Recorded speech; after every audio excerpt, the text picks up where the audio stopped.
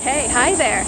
I hope you guys can hear me as I put you right up to my mouth. Oh, that's awkward. Okay. My day off has been taken up by running crazy errands, rescuing my ATM card, and now I'm going to drop off some insurance paperwork for my wonderful, wonderful osteopathic appointment that is going to put Humpty Dumpty, and that being me, back together again. Point being, I'm trying to do a quick update video as I walk from one appointment to the next, or one errand to the next. And I really, really wanted to get this idea out because it really literally started yesterday. Where am I walking? I'm in Shanghai today and I'm walking down Chenglalu, I believe. So if you see anything of interest, that is where you can go. So here's what happened. I mentioned before that I studied Spanish very, very briefly. Not very briefly, for long stretches of time, but and I wouldn't even say limited success because I think I retained a lot of the language, but with not reaching full fluency where I wanted to be, and life getting in the way every single time. I studied briefly in Argentina in a private class with 2 people. It was a really awesome experience. And then in Guatemala with a private tutor who I think was at the beginning of her teaching career and was a little too uncomfortable with giving students what they needed and wanted to stick to a curriculum that didn't actually help me speak outside of the classroom very much. And then I tried with Duolingo, which is where I got the furthest grammar-wise, the first year of my PhD program, which I did not finish, the PhD or the Duolingo, because life happened and I ended up back in China. So I'm going to pause for a second because I see a security guy.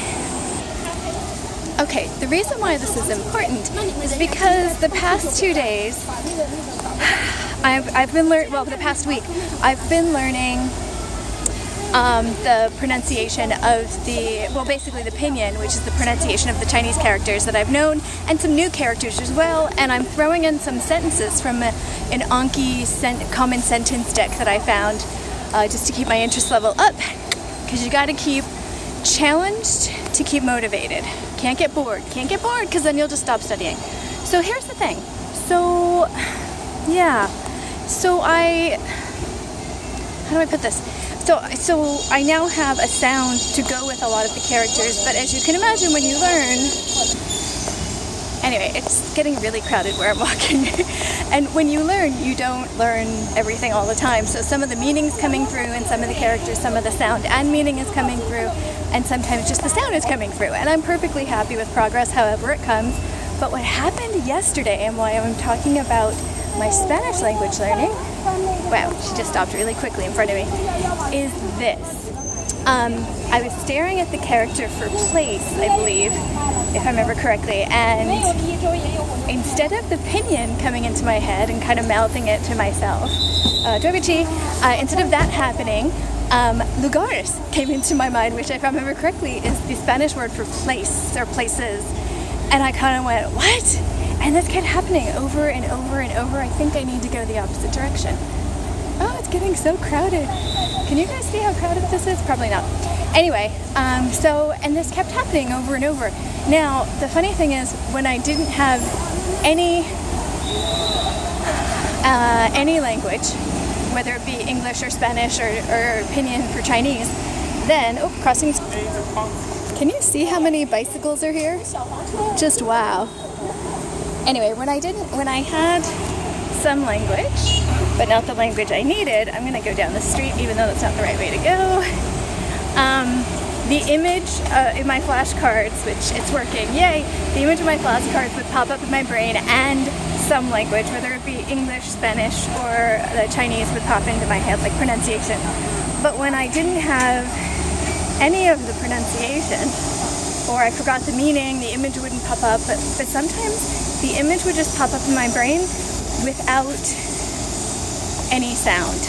So I would basically see in my mind the English word for the translation for the Chinese character.